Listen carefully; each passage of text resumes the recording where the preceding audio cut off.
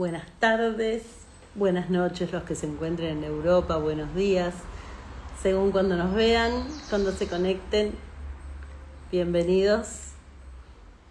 Me conecté unos minutitos antes para poder darles tiempo a que se sumen y no robarle minutos a nuestro live maravilloso hoy con Marisa Ventura. Antes de hablar de ella, para los que no me conocen, yo soy Claudia, soy terapeuta holística, hago sesiones de limpieza energética, de recalibración de chakras, colaboro con la gente que confía en mí para alinearse y resintonizarse con su esencia, con su corazón, con su yo superior y tener una vida más plena. Brindo cursos, sesiones individuales, por supuesto, soy medium y bueno. Y además me encargo de la divulgación de estos temas apasionantes, maravillosos, que nos ilustran y que nos ayudan a entender mucho mejor y más en profundidad este universo maravilloso que habitamos, que a veces nos distorsionaron un poquito y bueno, personas como Marisa Ventura echan luz sobre temas ocultos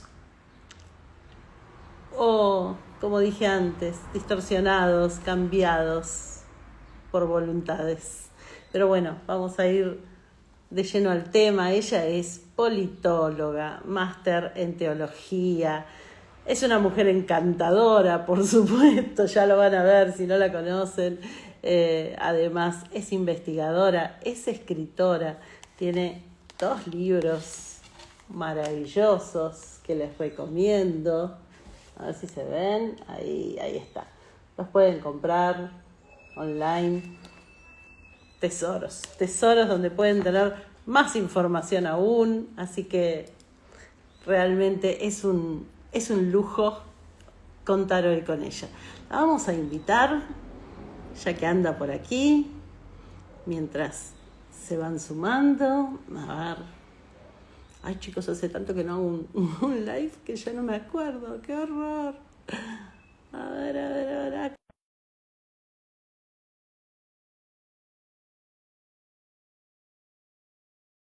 ver si te llega la invitación. Ahí está. Hola. Hola, mi amor. Hola, preciosa. ¿Cómo va? Muy bien, feliz de volver a verte. Ahora Atlántico mediante, Así es. pero no importa. No, no importa. Lo importante, espera, estoy acomodando acá el teléfono. Tranquila, A ver, tranquila. ahí. Ahí ¿Se me escucha bien? ¿Me escuchás yo te bien? escucho perfecto, vos a mí. Sí, A ver muy bien. si la gente nos dice si nos escucha bien a las 2, por favor. Alguien que nos dé el ok, así nos quedamos tranquilas y empezamos. Ahí vamos, ahí A ver, vamos. ¿quién nos dice, por favor, mientras se van uniendo, si se escucha? Si nos escuchan a las 2. Yo me intuyo que nos deben estar escuchando. Creería que sí. Ok, No, acá pone sí, ahí Amanda, está. muy bien. Muy bien, ahí Genial. está. Gracias, Esther, gracias. Se muchas escucha bien, Lau. Bueno. gracias. Ay, Enrique, amigo querido, se escucha súper. Hola. Qué lindo, se van sumando porque Sí. obviamente, ¿cómo rechazar una convocatoria hecha por Marisa Ventura? Por María Magdalena, como dijimos hace un rato, Claro ¿no? que sí, ella nos va a guiar en esta charla para que Claro. tenga el rumbo que tenga que tener. Mira, justo ahí somos, bueno, recién éramos 22 personas. Es que es cierto, la realidad es que quien convoca es ella. Nosotras somos un canal, un medio, pero ella es la que en verdad convoca el Sí, puente, ¿no? Que nos va uniendo.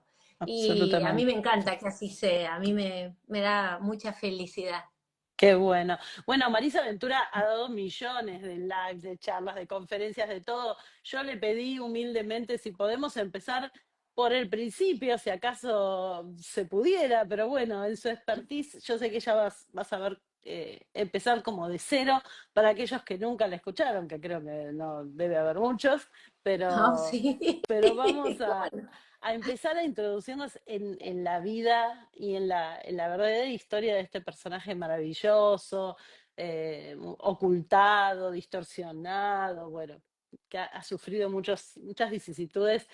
Ilustranos, Marisa, ¿quién es María Magdalena? Porque los que transitamos la Biblia, se habla de Jesús, de los apóstoles, de María, la mamá, eh, Claro. pero ¿quién es María Magdalena? ¿Quién fue? Mira, me gusta esto que traes. María Magdalena fue un personaje protagónico absolutamente en la vida de Jesús, en muchas circunstancias, y luego fue un personaje postergado, relegado, si se quiere, al olvido, a un lugar secundario, cuando Jesús le dio el lugar principal, el rol más importante que Jesús otorga a lo largo de su ministerio, es el rol que le tocó a María Magdalena, porque es la anunciadora de la resurrección. Y recordemos que el dogma de la fe de la Iglesia Católica fundamentalmente se basa sobre los cimientos de los dichos de una mujer que va y anuncia, que va y comunica, que le pone voz a su maestro resucitado. Con lo cual, María Magdalena es quien revela al revelador, ¿verdad? Dicho de alguna manera, porque ella es quien viene a revelarnos que el Salvador resucitó. ¿Qué Claro, pasó entonces? ella es la Sí, famosa primera mujer que lo ve, la primera persona que lo ve.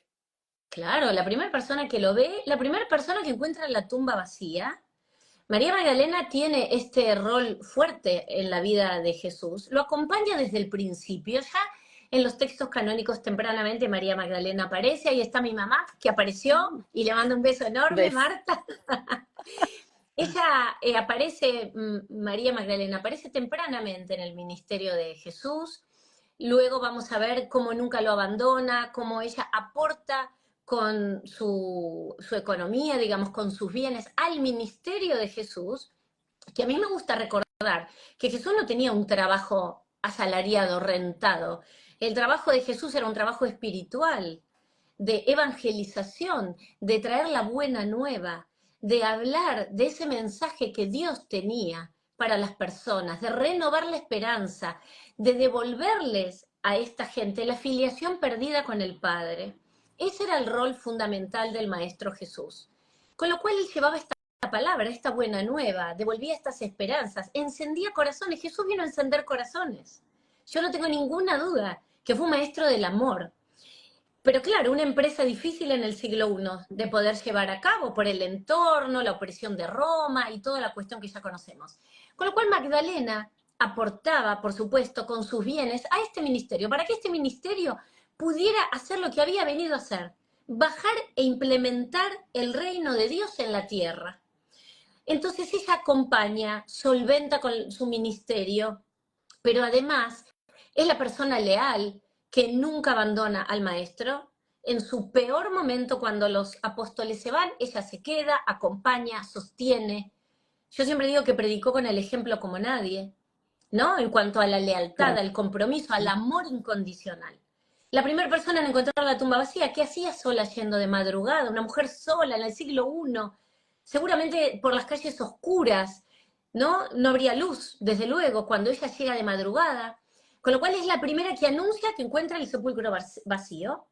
Y finalmente es a quien Jesús le da el honor de ser la primera persona que lo ve resucitado. Entonces, fijémonos cómo este personaje principal va a tener luego, con el correr de los siglos, una historia tergiversada, cambiada, desvirtuada, y ahora, gracias a Dios y a muchas personas como nosotras, que investigan, que estudian, que quieren saber, que se animan a hablar, que no tienen miedo a que nos quemen o nos tiren a la hoguera, estamos devolviéndole la sobriedad del relato evangélico que nunca debió perder.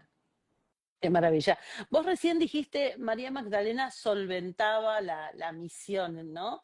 Esto nos habla nos empieza a narrar quién era ella. ¿Era una mujer pobre, de pueblo, inculta, o era una mujer ilustrada, de una familia Bien. con condiciones económicas acomodadas?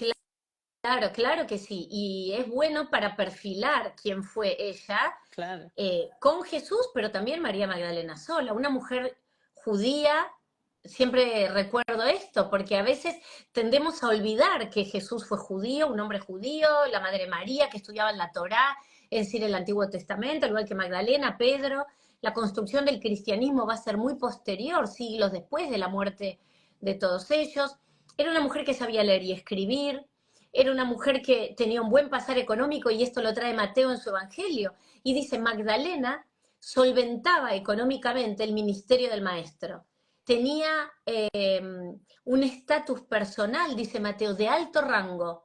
Es decir, que ya en el texto bíblico nos trae la información de que María Magdalena era una mujer pudiente. Por otro lado, ¿cómo sabemos que era una mujer letrada, que sabía escribir, que sabía leer? Primero porque tenemos un evangelio. El único evangelio atribuido a una mujer es el evangelio de María Magdalena. Con lo cual, y mira, algo muy relevante del evangelio de María Magdalena es de estos textos apócrifos, es del único que se encontraron 3 ejemplares. Y Wow. esto habla mucho. ¿Por qué? Porque cada discípulo arma su grupo de seguidores. Así como Jesús tenía sus discípulos, Magdalena tuvo los de ella, Pedro tuvo los de él, Felipe, Tomás, fueron armando comunidades de seguidores. Y es el único evangelio apócrifo que tiene 3 copias. Y son iguales las copias. Con lo cual, esto habla muy bien y nos demuestra que la comunidad de seguidores que Magdalena tenía era muy amplia. Porque si Claro. no, hubieran encontrado seguramente solo uno o no habría habido más copias. Es decir, que definitivamente el Evangelio de María Magdalena forma parte de la incipiente iglesia que luego vamos a conocer como el cristianismo. Entonces, aquí empezamos a perfilar, ¿no? A esta mujer que sabía escribir, que sabía leer, y también una mujer que comprendía de manera profunda las enseñanzas espirituales de Jesús. Y como lo sabemos por otros textos, por el Pistisofía, por el Evangelio de Tomás, por el Evangelio de Felipe, textos, otro que se llama Diálogos del Salvador, donde son diálogos que tienen los apóstoles con Jesús, pero donde María Magdalena tiene una relevancia absoluta.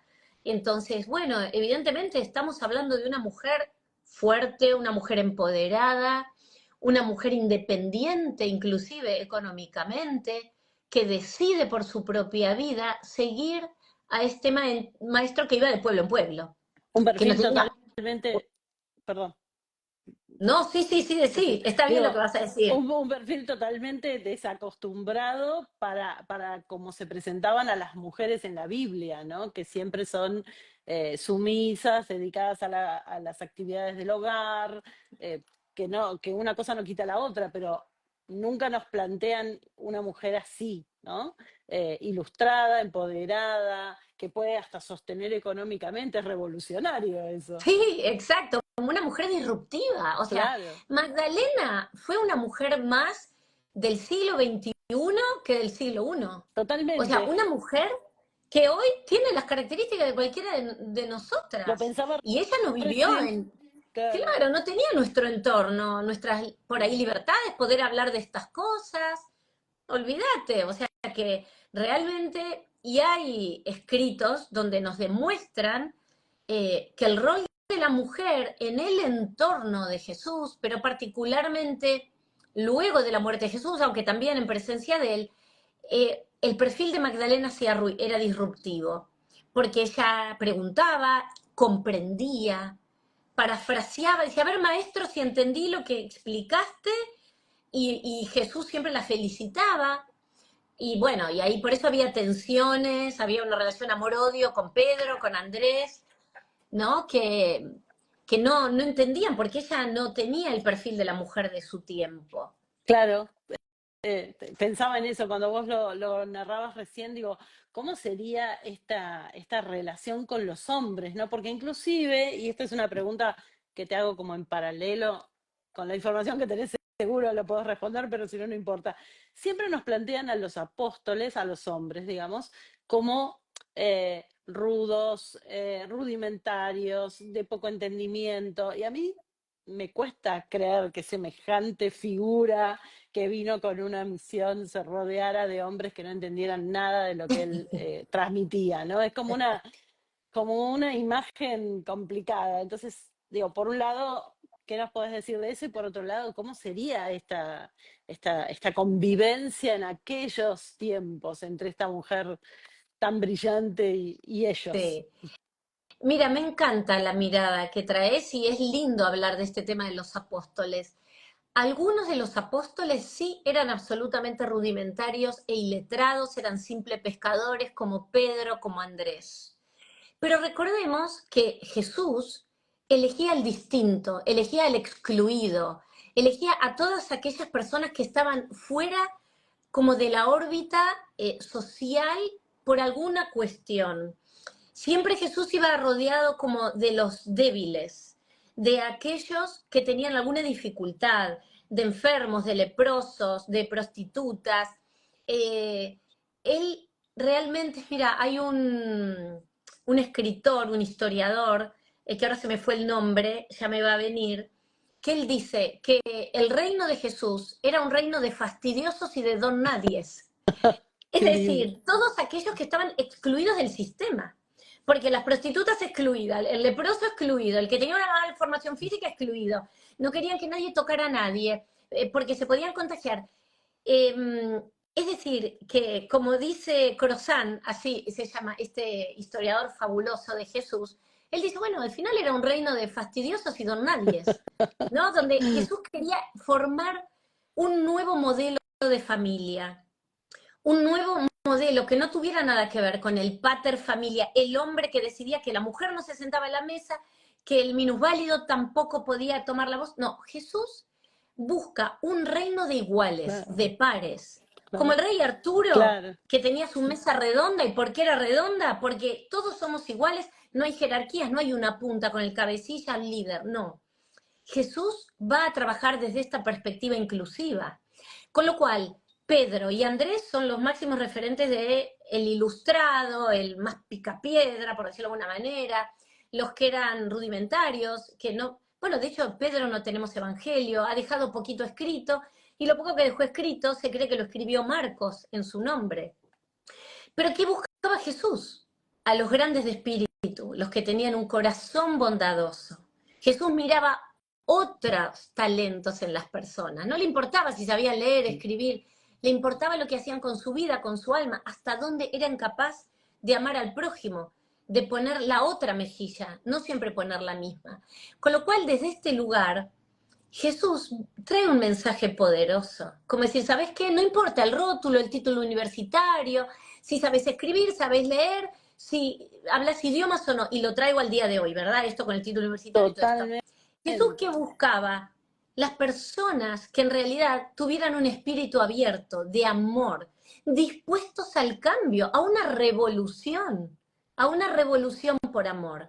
Por eso ahí los apóstoles tenían todos estos perfiles. Hermoso. Un corazón puro. Más actual, Sí, imposible. total. Imposible. Imposible. Y Marisa, ¿cuándo empezó, o si fue desde el comienzo, este desprestigio, por decirlo de alguna forma, que sufrió María Magdalena en las escrituras y en la historia?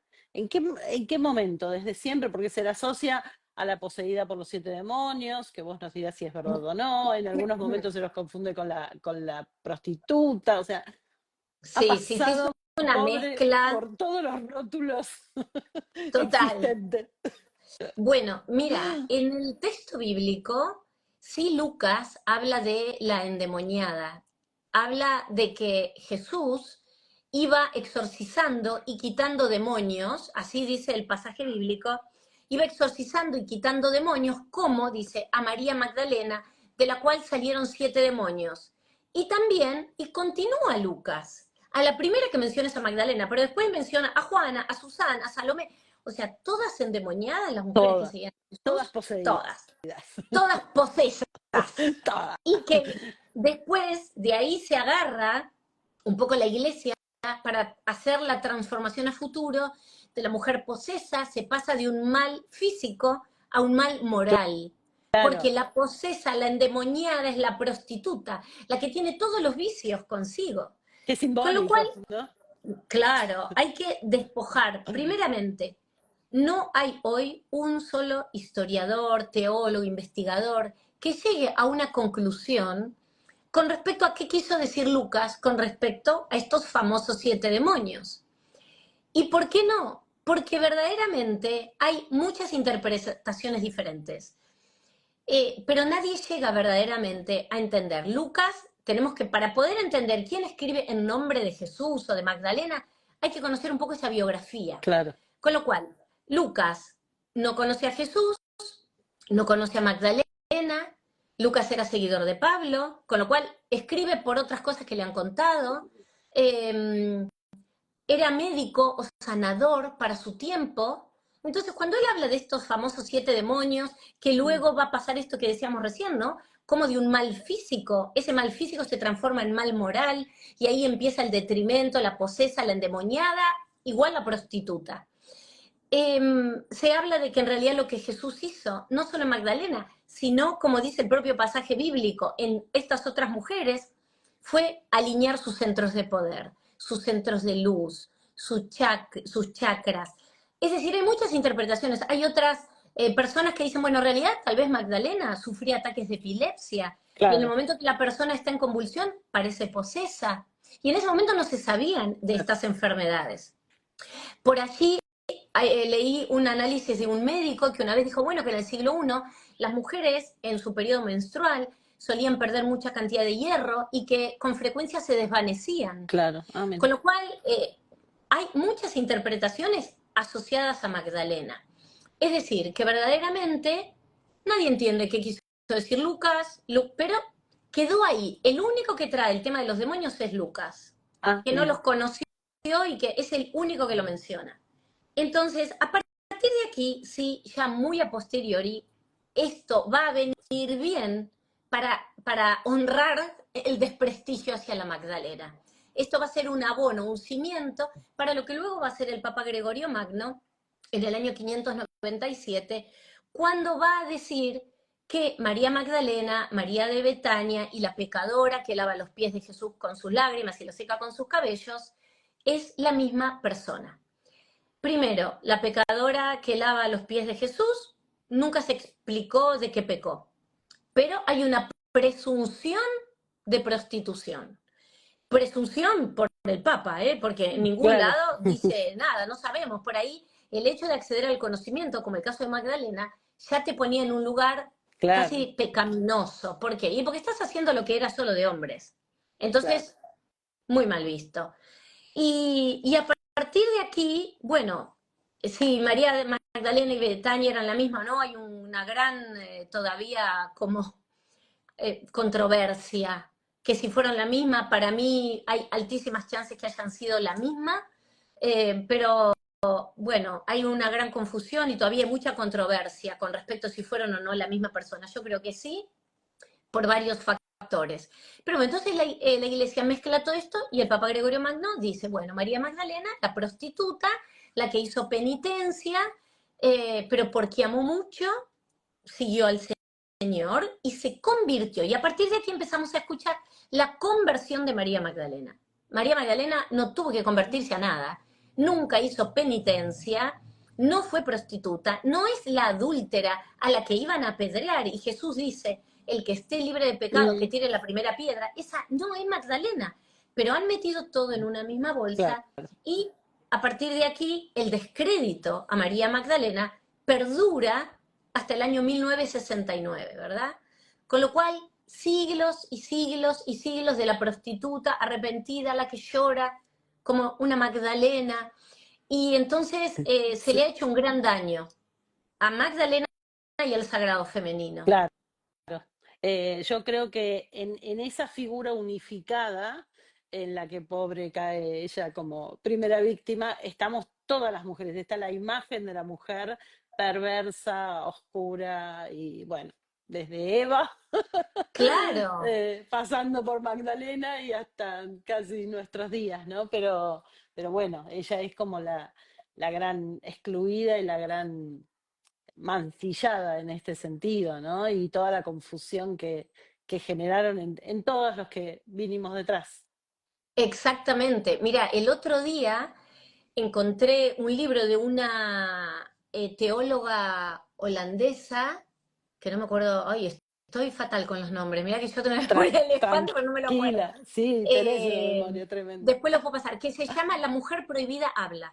Y la mujer prohibida fue Magdalena. Ella, su libro lo dedica a Magdalena y explica cómo a partir de Magdalena, de esa mujer prohibida que fue tergiversada, cambiada su historia, cómo el sagrado femenino también quedó oculto y fue prohibido. Y ese sagrado femenino fue prohibido no solamente en las mujeres, sino también en los hombres. Claro, A los hombres les fue vedado el poder desarrollar su energía femenina, expresar sus sentimientos, mostrarse vulnerables, participar en actividades espirituales, en retiros, porque y no porque el hombre siempre tuvo que ser el más severo, el de la estructura, el hombre no llora, no muestra sentimientos.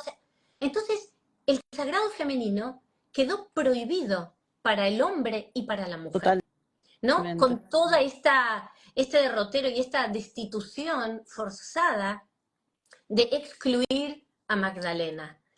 ¿Y por qué? Porque en definitiva las mujeres quedamos entre la Madre María, Claro, inalcanzable, impoluta, inmaculada, impoluta, y la Magdalena, ¿no? claro, Entonces, claramente, estamos todas más cerca de ser Eva, pecadoras, ¿no? totalmente.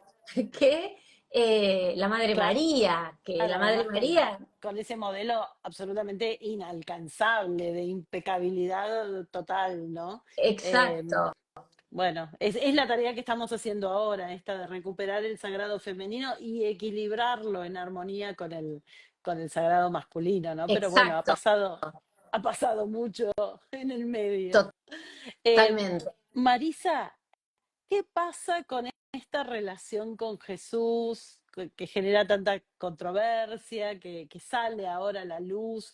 Hasta ahora sabemos que es su discípula, que le gusta profundizar, que se adentraba en sus enseñanzas, que preguntaba para saber más o para estar segura de que había comprendido bien. Me imagino que habría también otras mujeres discípulas, ¿no? Entre su Sí. grupo, de las que tampoco se hablan. Sí, sabés que se dice, y bueno, y tiene mucha lógica, y hay muchos teólogos que hablan de esto. La realidad es que Jesús tenía 12 discípulos hombres y 7 mujeres. Wow. Y entre esas mujeres, la líder de ese grupito de 7, que por supuesto tenía muchas más. Jesús, se hablan de los 72 discípulos, sin género. Entre esos discípulos había hombres y mujeres, pero en realidad estas 7 mujeres tienen como cabeza a Magdalena, tenemos a Juana, tenemos a Susana, tenemos a Marta, tenemos a María Jacobé, tenemos a María Salomé y tenemos a la Madre María. Estas 7 eran el grupo estable, las mujeres que nunca abandonan al Es maestro, que esto, nunca lo abandonan. claro. Y ya están reconocidas estas 7 discípulas, que eran como las que acompañaban, eran 12 hombres y 7 mujeres, que iban con el maestro de pueblo en pueblo, ¿no? Haciendo este camino itinerante, este misionar, y ellas iban caminando con el maestro. Entonces, y con respecto a lo otro que me decías, bueno, hasta ahora estamos descubriendo a la Magdalena discípula, alumna, maestra, si se quiere, perfilando un poco su vida. ¿Qué pasó en el vínculo entre ellos dos? Y aquí sí un poco vamos y me siento casi en la obligación de hacerlo, si vamos a la antropología cultural del siglo I, en el pueblo de Israel, que un hombre entre 15 y 20 años no estuviera casado era considerado un fracaso, estaba mal visto. Mal visto, Un hombre claro. que no se casaba y mucho menos que no tuviera descendencia era considerado medio hombre. Dentro del pueblo de Israel siempre hubo, hay y habrá un lema sagrado, un mandato divino otorgado por Dios a este pueblo, que es el creced y multiplicaos, como las estrellas del cielo y las arenas del mar. Génesis 1:28. Con lo cual, Jesús dijo incansablemente que él no había venido a abolir la ley ni los profetas, sino a dar cumplimiento. Entonces, si Jesús mismo dice que vino a dar cumplimiento a esta ley, ¿cómo podemos pensar que el principal mandamiento del texto bíblico de la Torá, el Génesis 1:28, Jesús decida salteárselo por Claro, completo? ¿En qué mentalidad cabe? La mentalidad del siglo I no cabía el celibato. Y si hubiera sido así, que Jesús creía que el celibato le aportaba alguna virtud, ¿por qué no buscó 12 apóstoles célibes? Porque Claro. no los iba a encontrar, porque estaba pésimamente mal visto un hombre soltero, un hombre célibe. El celibato habitualmente, hay muy pocas excepciones, muy pocas, creo que dos, de estudiosos de la Torá que vivían en cuevas. Sí, tenemos los esenios, Sí, que claro. pero eran un grupo pequeño y muy alejado, que se dedicaban a la transcripción de las Sagradas Escrituras y tenían una literatura propia, que vivían sin mujeres, que tal vez Jesús pasó un tiempito con ellos, pero en realidad el celibato no le aportaba ninguna virtud al proyecto que Jesús venía a implementar Claro. en la tierra, ¿no? Y estaba muy mal visto. Y hay algunos motores, algunas ideas fuerza por la cual podemos entender que un rabí de las características de Jesús no podía haber pensado en el celibato de ninguna manera. Además, el celibato podía confundir con homosexualidad y estaba penado inclusive con la muerte. Es decir, el hombre que no tenía descendencia en el pueblo de Israel era un fracasado. ¿Por qué? Porque de cualquier familia se esperaba que naciera el Mesías, que iba a venir a liberarlos de la opresión de Roma. Con lo cual, el principal mandato, y es hasta el día de hoy, los rabinos se han casado, se casan y se seguirán casando. Entonces, que Jesús, además, Jesús nunca se expide a favor del celibato. Jesús jamás da un mandato ni a los apóstoles, ni los apóstoles en las comunidades que crean, hablan de que esas personas deben ser célibes. Claro. Entonces, tenemos que ¿Y por entender que un Jesús célibe, soltero, sin descendencia, casi que los propios fariseos, que todo el tiempo, en el marco del debate, pero que iban ahí a ver, a encarar ahí la cizaña con Jesús, se lo hubieran echado en cara, Claro. porque le echaban en cara hasta si cumplía, si observaba o no el Shabbat, porque Jesús Todo. sanaba en día sábado. Claro. Entonces, bueno, ¿Y por qué crees, Marisa, que era necesario para la iglesia, para la historia, mostrar a este Jesús célibe? Porque además es notorio, ¿no? No es un detalle que pasa desapercibido y que se encuentra buscando. Por qué justamente en ese contexto tan claro eh, es tan importante no sé, para quién plantearlo como célibe? sí, mira, es tremendo lo que voy a decir, pero en verdad hubo muchos motores o intereses que nada tenían que ver con Jesús y mucho menos con el celibato. Sabemos que la iglesia, o sea, el celibato se impone definitivamente y a Jesús en el año 1074 en el Concilio de Roma y lo hace Gregorio VII. Otro Gregorio.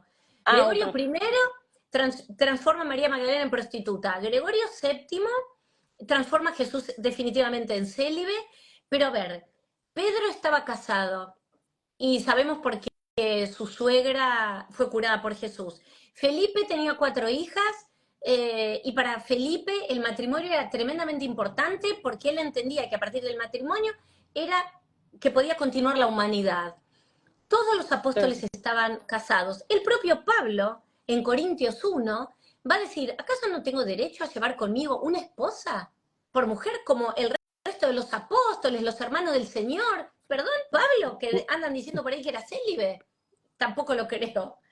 Entonces, hubo muchos intereses. Sabemos también que, sobre todo en los primeros tiempos de la construcción de la iglesia, todos, a ver, los hombres tenían dos opciones, o iban a la guerra o se metían adentro de la iglesia. Los primogénitos de las familias más ricas que no querían ir a la iglesia, no querían ir a la guerra y querían entrar como sacerdotes, toda esa dote, si ellos no se casaban y no tenían descendencia, ¿dónde iban a parar? A la iglesia. A la Todos sus iglesia. bienes iban Claro. ahí. Entonces, hubo muchos motores de distintas cuestiones, ¿verdad? Hasta que se llega a imponer definitivamente el celibato, que en realidad es algo hasta contra natura. ¿Por qué? Porque Dios nos hizo completos, nos hizo a su imagen y semejanza. Y este Dios jamás pediría verdaderamente, además si todos siguiéramos el modelo de Jesús del celibato, Se Claro. acaba, el 2 Sí. más 2 es 4. Nos hubiésemos extinguido. Marisa, mira, acá Pa me pregunta oportunamente si los apóstoles en este peregrinar dejaban a sus familias para seguir a Jesús, que eso también es algo que se Sí, enseña, ¿no? sí, mira, es cierto que está ahí escrito y está dicho que dejaban todo para seguir a Jesús, pero en ningún momento se dice que dejaban a sus mujeres y que dejaban a sus familias. Ellos viajaban con sus esposas. No es que las dejaron a su buena suerte y se fueron con Claro, Jesús y no las vieron nunca más. Esto no es así, no está escrito en ningún lugar. bien, Que abandonaban todo, sí, probablemente su casa, su tierra, cada uno salió luego de la muerte de Jesús, aparecen las misiones apostólicas y ellos van cada uno a lugares diferentes. Pedro termina en Roma. Bueno, ellos se separan para hacer su misionar también. Pero en ningún lugar está escrito que las mujeres hayan quedado tiradas, abandonadas, no, porque tampoco es el mensaje que Jesús claro, no traía. sería coherente en lo más mínimo, de ninguna Exacto. manera. Perfecto. Entonces, Y, no, no es y así. entonces, volviendo a María Magdalena, volviendo a esta presencia tan importante y a que el tema del celibato, bueno, lo podemos poner muy en tela de juicio. eh, ¿Qué pasó entre ellos? ¿Qué sabemos de esta relación? Mira, también como digo una cosa, digo otra. Así como el celibato tuvo todos estos puntos, para mí, que son en contra de creer que Jesús fue célibe, también es cierto que no hay ningún texto bíblico, canónico, que nos cuente de la esposa del maestro. Ujú, Sí tenemos, sin embargo, un evangelio apócrifo, que apócrifo es que estuvo, apo significa debajo de, es decir, que estuvo oculto, que está por debajo de los canónicos, que es el de Felipe. Y el evangelio de Felipe, que se encontró junto con estos textos fabulosamente valiosos en Nag en el año 1945, nos refiere y nos confirma que María Magdalena era la esposa del maestro, que el maestro amaba a Magdalena más que al resto de todos los discípulos y que la besaba frecuentemente en la boca. Con lo cual, Felipe viene a confirmarnos que María Magdalena era la esposa del maestro. Felipe sí conoció al maestro. claro. Felipe sí caminó al lado de ellos dos. Entonces, hoy tenemos esta referencia que así como damos crédito a los abuelos de Jesús, a Joaquín y Ana, que no están en los canónicos, sino que están en un apócrifo, en el protoevangelio de Santiago, bueno, entonces, ¿de qué lado de la vereda nos paramos? Si damos crédito a los abuelos de Jesús en un evangelio apócrifo, ¿por qué tenemos que descalificar a otro apócrifo, que es el de Felipe, que nos trae que la esposa del maestro era Magdalena? Y por otro lado, recordemos que los apóstoles, ¿qué registraban? Lo inusual, lo diferente, lo milagroso, las obras maravillosas que hacía Jesús. Con lo cual, tampoco sabemos cómo se llamaba la esposa de Pedro. Claro. Sabemos que la suya porque Jesús la curó. No sabemos la de Felipe, no sabemos la de Bartolomé, pero las mujeres acompañaban y estaban. Y eran muchas. No tenía 3 mujeres ahí perdidas, tenía muchas. Las mujeres fueron, gracias a quienes nos enteramos de la resurrección del Maestro. Saber de la resurrección de Jesús se los debemos a las mujeres, fundamentalmente. Y no lo digo yo, lo dicen un montón de teólogos como Karl Rahner y tantos otros teólogos de amplísimo prestigio internacional. Con lo cual, y tampoco es que quiero poner a las mujeres por arriba de los hombres, No, no, no, no, cada no. uno en su lugar, y como, pero las cosas como son, o sea, durante años han quedado relegadas, bueno, tal vez ahora es el momento de escuchar la historia desde otra perspectiva, ¿no? Sin querer, uy, ahora, ay, las mujeres son todo, no, pero devolverles el lugar, ¿no? Que encajen en el rompecabezas como verdaderamente les correspondió a su tiempo. Que Entonces, además es tan natural y es tan razonable y cuando uno lo imagina es perfecto. Perdón. sí, exacto. Y Eh, por eso decimos, ¿qué pasó? Que claro, Jesús, habiendo sido un hombre tan inclusivo con las mujeres, luego la historia las excluye, las corre. ¿Por qué? Porque ya en los Hechos de los Apóstoles, todas estas mujeres que acompañan a Jesús desaparecen. No sabemos más nada de Marta, de Magdalena, de Salomé, de Jacobé. ¿De dónde están estas mujeres que fueron tan claves acompañando al Maestro? claro. ¿Cuál es la única estación del Calvario donde Jesús habla? Hay 14 estaciones. En la única estación que el maestro habla es en la parada 8, a las mujeres. Jesús se dirige a las... Se me pone la piel de gallina, mirá, porque es tan potente. Jesús le habla a las mujeres, esa es la única estación del Calvario, que él dice, mujeres de Jerusalén, no lloren por mí, lloren por vuestros hijos, porque si esto le hacen al Hijo del Hombre, ¿qué le harán a vuestros hijos? Es en el único lugar que Jesús dirige la palabra. ¿A quién? A ellas que nunca lo abandonan. En el Calvario no había un apóstol, ninguno. No estaba Pedro, Bartolomé, Felipe, Juan. ¿Dónde Tremendo. estaban? ¿Quiénes estaban? Ellas. Con lo cual, no es que queremos hoy darles todo el... Hay que poner luz sobre esta historia. Hay que echar luz y hay que volver a equilibrar. ¿Qué pasó con los hombres en su rol sumamente importante? ¿Y qué pasó con las mujeres? Con el rol de las mujeres sumamente importante también en esta historia. Entonces, Magdalena, cuando vemos cómo era la antropología cultural, cómo era el tema de la procreación, cómo ella está siempre al lado del maestro, ¿por qué Jesús vuelve a ella en la resurrección?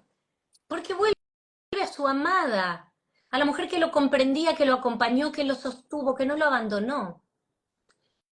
Los demás estaban ahí escondidos, temerosos, Pedro lo niega 3 veces, Judas supuestamente lo traiciona, que no lo traiciona nada, cumple el peor De los de los mandatos que roles. Jesús hace, el peor le tocó a Judas y ahí pobre no pudo y se suicida. Buah. Ya nos Eh, contarás tu mirada de eso. uy, Marisa, sí. ¿las bodas de Canaán son las bodas de ellos? Mira, podríamos llegar a la conclusión que sí. ¿Y por qué? Porque no se sabe quiénes se casaban, no se mencionan los Mm, novios, estaban todos presentes, la Madre María dando indicaciones, como si ella fuera la la organizadora. madre del novio, Claro, ¿no? Diciéndole a los mozos, hagan todo, va y le dice a Jesús, se acabó el vino, va y le dice a los mozos, hagan todo lo que él les indique. claro, Un rol tan activo en una boda que no es la de tu hijo o un familiar. claro. Esto es llamativo, si se quiere. Y por otro lado, también hay algo que no es menor. ¿Por qué Jesús allí, en esas bodas de Caná, hace su primer milagro público? ¿Por qué en ese momento, por qué no antes? ¿Por qué él decide ahí hacer esta transformación del agua en vino, que también tiene toda una gran simbología? El agua, el vino, las 6 tinajas. Bueno, porque ya era un hombre completo, era un hombre casado. Y a partir de ahí, él puede salir al ruedo a mostrarse. ¿Por qué? Porque estaba cumpliendo con la Torá, estaba cumpliendo con ese precepto, ya era un hombre casado, era un rabí. Más de 9 veces es llamado Jesús rabí, maestro. Con lo cual lo identificaban como un maestro del pueblo de Israel. Él podía entrar a la sinagoga, al templo, a predicar, a leer la Torá, y no cualquiera podía abrir lo que se llama el Arona Kodesh, donde se guarda la Torá, desplegar la Torá y leerla. Entonces, desde este lugar, eh, y estas son, por supuesto, interpretaciones, hay mucho que seguir explorando y analizando, pero a mí en lo personal no me llama la atención que esas bodas hayan sido sus Las de bodas, ellos. y seguramente, y que Jesús haya sido un hombre casado, que haya tenido descendencia, que además que pierde valor, pierde fuerza, potencia, su mensaje. Lo más No, por mínimo. favor, No, de ninguna manera. Te cuento que claro. por acá todos, y yo me incluyo, queremos saber todo, queremos saber lo de Judas, queremos saber el simbolismo de las tinajas, pero bueno, eso Así, será en otros lives, porque si no es eterno, infinito, y bueno, si Marisa está de acuerdo, nos hará ese honor y ese regalo, porque sí, claro que sí, hay tanto para explorar. Pero yo me empeño un poco en seguir como la historia lineal, como para claro. este primer approach que estamos haciendo. Dale, Entonces, dale. entendemos que sí, que fueron pareja, que se amaron, que se casaron, y la pregunta de rigor es obviamente si han tenido descendencia. ¿Qué encontraste vos en tu investigación al respecto? Porque hay también Mira, controversia con eso. claro que hay controversia bueno, Hay controversia con los y hermanos de Jesús, ni que ah, bueno, hablar, totalmente. Pero ni que aparte, hablar. en el texto bíblico se habla de Santiago, el hermano del Señor, y no que todos somos hermanos, el hermano de sangre. O sea, también hay el pasaje del Evangelio de Felipe dice, 3 caminaban siempre con el maestro, su madre, la hermana de su madre y María Magdalena.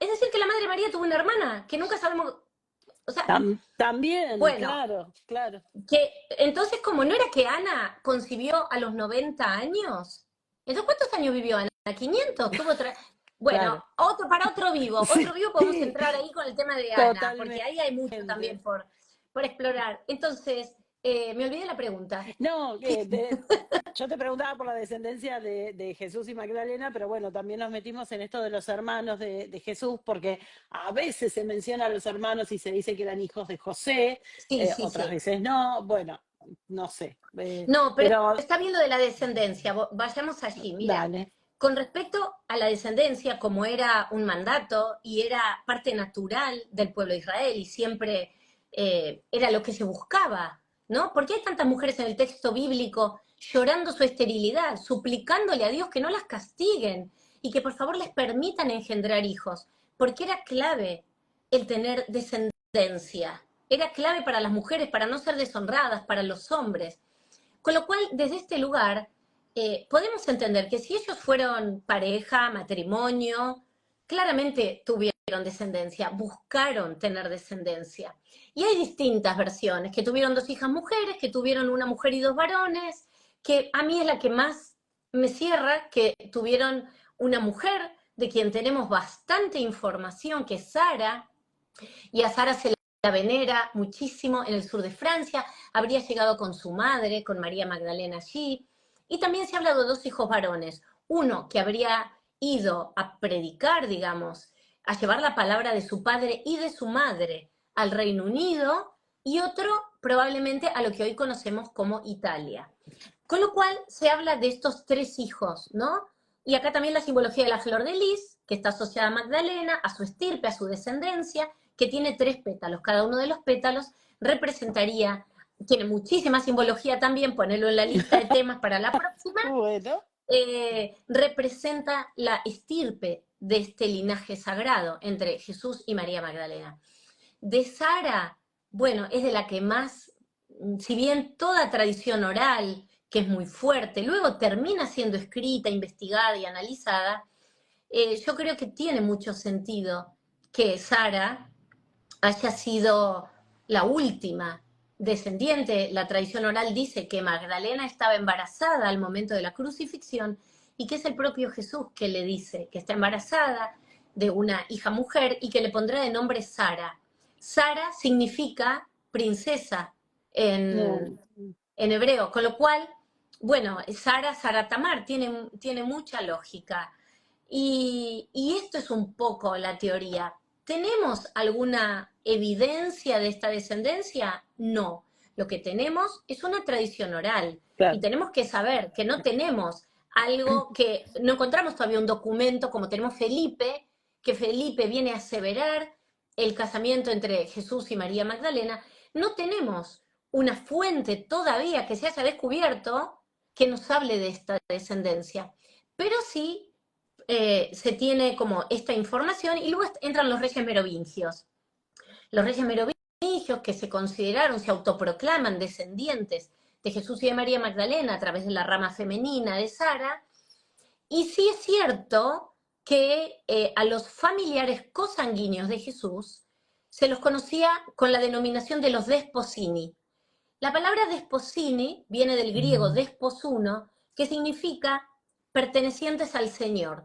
Son los familiares cosanguíneos de Jesús por la línea materna de la Madre María, no por José, porque a José no se lo considera en esta línea genealógica, digamos. Con lo cual, ¿qué pasa? ¿Sabes que el Imperio Romano va contra estos desposini?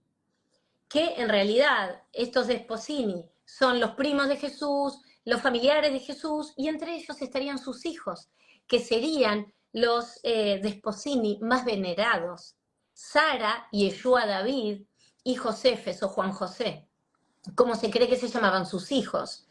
Y hay 3 edictos romanos que van contra los desposini, contra los descendientes. ¿Y por qué van contra ellos? Y ahí tenemos en el 45 Claudio, en el 70 Vespasiano y en el 85 Domiciano. y esto es un dato histórico, no que lo estoy inventando. ¿Por qué van contra los familiares cosanguíneos? Porque estos familiares fueron a pedir ser reconocidos como descendientes de Jesús. El último de Esposini, que va a hablar con el Papa Silvestre a Roma en el año 318, va a pedirles que por favor sean reconocidos como los descendientes directos de línea de sangre de Jesús. ¿Y qué le contesta el Papa Silvestre? La iglesia es una, la iglesia es Roma. Y besito en la frente y los devuelve a Jerusalén. Claro, mi amor. Entonces, Era obvio. claro, realmente cuando Roma va contra toda esta gente, va contra los que llamaban los nazarenos y los britanos, que entre los britanos encontraríamos digamos, la descendencia en cuanto a las enseñanzas que llevaría el hijo de Jesús y María Magdalena allí.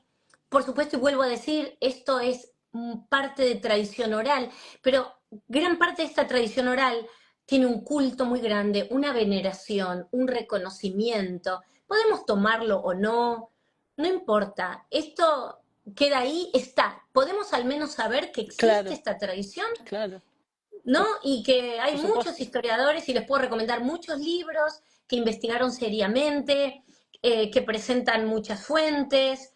Bueno, uno puede tomarlo, dejarlo, ¿verdad?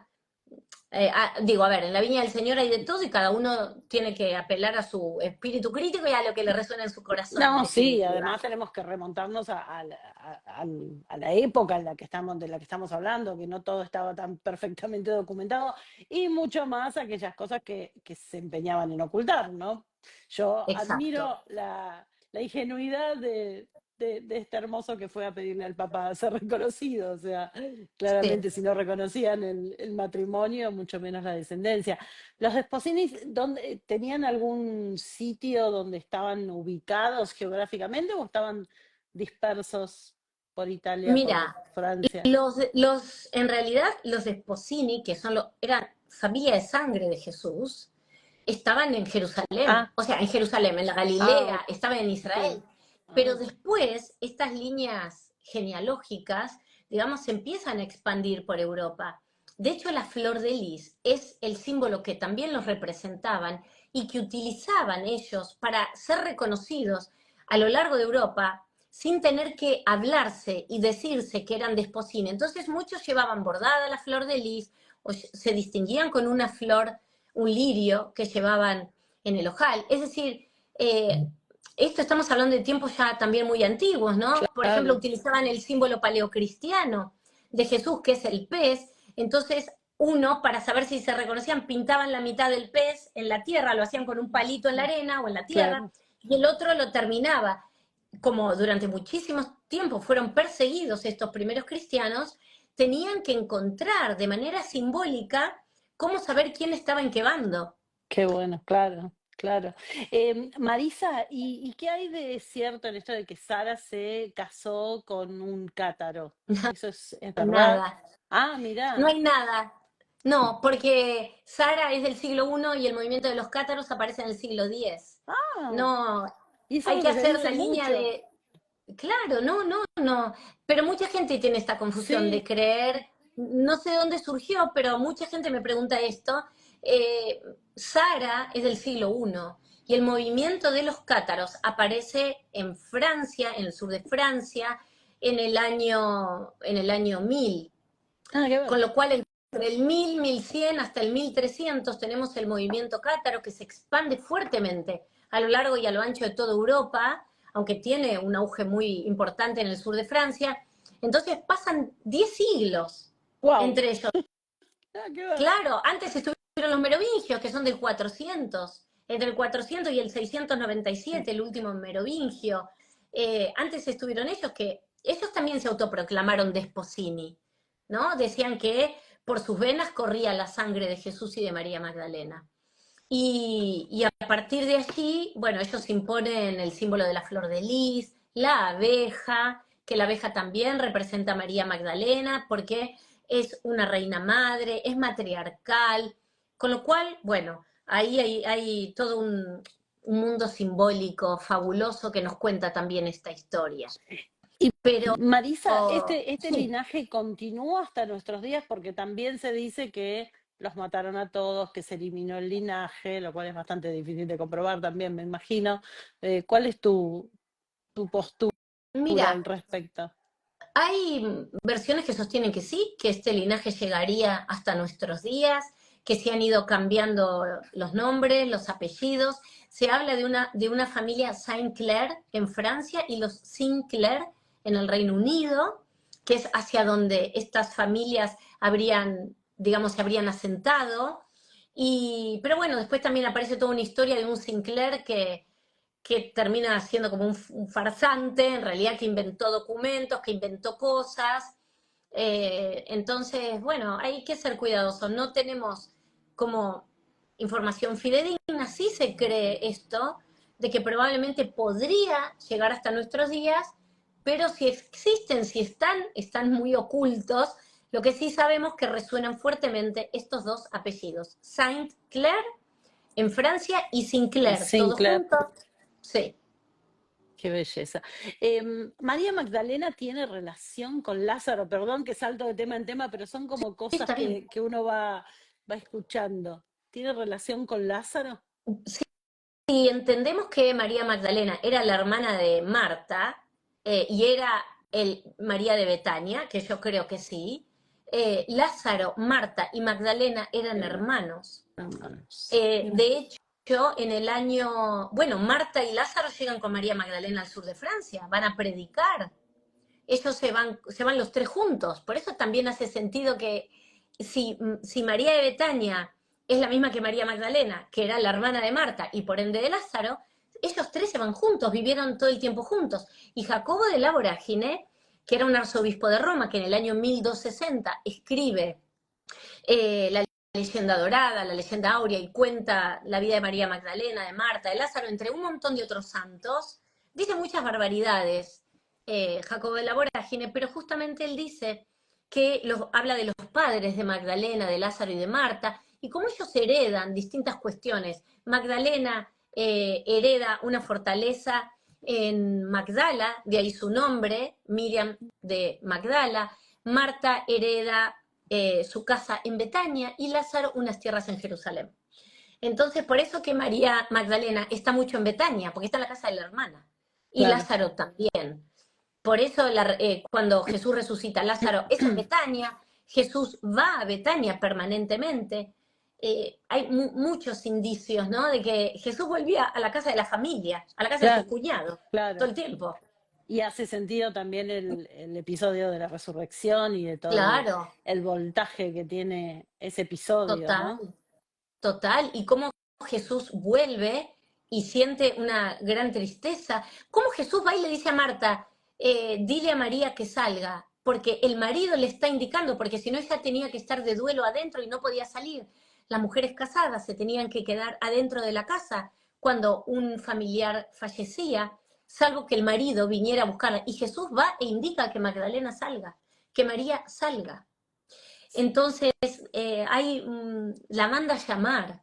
Hay muchos indicios de que Magdalena fue algo más que la discípula de Jesús. De hecho, cuando María Magdalena no reconoce a Jesús resucitado, porque Jesús evidentemente se aparece en su cuerpo de luz, y ella lo confunde con el jardinero y le dice, por favor, si tú te lo has llevado, dime dónde lo has Mi puesto, amor. que yo lo iré a buscar y me lo llevaré conmigo. Una mujer del siglo I cargando el cuerpo muerto de un hombre por la calle. Hubiera Tenían sido prohibido tocar a los hombres. O sea, claramente María Magdalena reclama el cuerpo de su de su esposo. marido, Claramente, claro. total. En otro vamos a hablar también de los aceites, de los ungüentos, del alabastro, ¿no? Que también es Sí, como un indicador, creo, vos me dirás, sí, de este vínculo matrimonial entre ambos, ¿no? Porque no cualquiera ungía un cuerpo. exacto, exacto. Y ella unge a Jesús antes, 6 días antes de que él sea apresado, lo unge con nardo en su cabeza. El nardo tiene mucha simbología, es cuando uno acepta lo que está por venir, es la rendición al camino divino. Es decir, María Magdalena acompaña a Jesús sabiendo fundamentalmente a lo que se van a enfrentar y decide lo duro que habrá sido aceptar ese camino, ella se rinde al camino divino, por eso el nardo, que no es azaroso, que le ponga nardo, dice, ay, tengo nardo, le pongo nardo en la cabeza, no, no. Cada aroma, cada ungüento tiene su simbología. Entonces ella en la previa lo unge y en el post vuelve a terminar lo que había empezado, esa unción que había hecho 6 días antes, y luego vuelve para hacer lo que le correspondería a todas las mujeres, a todas las esposas. Solamente podían hacer los ritos funerarios las esposas, los padres, los hijos o los hermanos. Con lo cual Magdalena va a limpiar el cuerpo de su marido. Qué conmovedor esto que acabas de comentar. Yo no sabía esto de los 6 días previos, y lo primero que me viene es el propio calvario de María Magdalena, porque se habla mucho del sufrimiento de la madre acompañando, pero como esposa, como amada, saber, al igual que Jesús, por supuesto, lo que se venía, y aceptarlo y acompañarlo es, uf, Tremendo. también me Sí, corre por todo el cuerpo una energía, ¿no? Qué locura, qué amor, sí. qué belleza. Marisa, bueno, abriste una puerta infinita a un universo que nos fascina a todos o a muchos. Em, para no robarte más tiempo, digo, si vos tuvieras que resumir, si acaso se pudiera, ¿cuál es el gran mensaje de María Magdalena para hoy? ¿Cuál sería? Yo la veo tan actual, tan presente, ¿cuál Tan sería el humana. mensaje de Magdalena hoy, eh, o de aquella época que hoy nos sirva también? Mira, para mí ella fue un gran ejemplo en muchas cosas, pero en muchas cosas, una mujer muy perseverante, perseveró mucho, una mujer muy resiliente, salió adelante, superó una situación tremenda, empezó de cero, volvió a empezar. Probablemente habrá tenido miedo, temor, incertidumbre, pero no dudó, tuvo una fe enorme. Yo creo que hay dos cosas que definen fuertemente a María Magdalena, que es la fe, una fe enorme en Dios, un gran amor propio y sobre todo un amor incondicional a su maestro y a la vida. María Magdalena tuvo una gran voluntad de vivir, porque con lo que atravesó, lo que el destino le puso en el frente, no le quedó otra que aceptarlo, que tomarlo, que transitarlo. Y sin embargo, una mujer que salió adelante, y qué valioso que 2000 y pico de años después nos despierte la inquietud, el amor, las ganas de saber más, de entenderlo y decir, bueno, si ella pudo en el siglo I, con los pocos recursos, seguramente no tenía esta información, no tenía estas herramientas, no había psicólogo, no había terapeuta, no había coach holístico, no había redes, no había nada. Que había amor a Dios, experiencia de vida, intuición, sanación, era todo tan rudimentario que ahí sí o sí tenías que apelar a tu fuerza personal. Y como dice esa frase que me encanta, no, uno no sabe lo fuerte que puede ser hasta que ser fuerte es lo único que tenés. Es decir, o sos fuerte o sos fuerte. Y a ella la Claro. vida le planteó todo esto y por eso me parece que honrarla y que devolverle el lugar que verdaderamente le correspondía es algo hermoso, hermoso y muy loable y a mí me da mucha felicidad que haya espacios de diálogo, amiga querida, como este, donde podamos reeducarnos en la vida de esta mujer que hoy nos sigue dando herramientas a nosotras, con todas las cosas Totalmente. nosotras y nosotros que tenemos, y ella todavía hoy se vuelve a poner al servicio de la humanidad, vuelve a entrar en misión a través de nosotros. Así que bueno, yo creo que eso, no sé. Es hermoso, yo, bueno, te honro. No solamente sos una mujer divina y encantadora y amorosa, sino que lo que sabés es impresionante, y traer a esta mujer que una vez más no se nos muestra como un inalcanzable, sino como un ejemplo, de sufrimiento, de superación, Eso. de traspasar todas las exclusiones, de traspasar la historia y llegar a nosotros hoy para descubrirla de una manera tan cercana, ¿no? Porque hoy, bueno, no quiero que suene como una pedantería, pero digo, hoy María Magdalena podemos ser cualquiera de nosotras, ¿no? En nuestra lucha cotidiana y en nuestra Claro. y en reivindicar este sagrado femenino desde el mejor lugar. No, no hablamos de los ismos, Muy sino bien, no, me encanta, me encanta. Y todas y todos, o sea, en claro, realidad podemos encontrar en Magdalena un modelo de rol totalmente. que fue, eh, digamos, descalificado y hoy cuando nos permitimos escuchar una historia muy contada, pero hoy nos permitimos abrir la cabeza, escuchar y dar crédito tal vez a algo, una palabra que te resuena y decir, ah, nunca había pensado esto. Ah, ¿cómo Claro, eran los ritos funerarios en el siglo I? Ah, no se podía.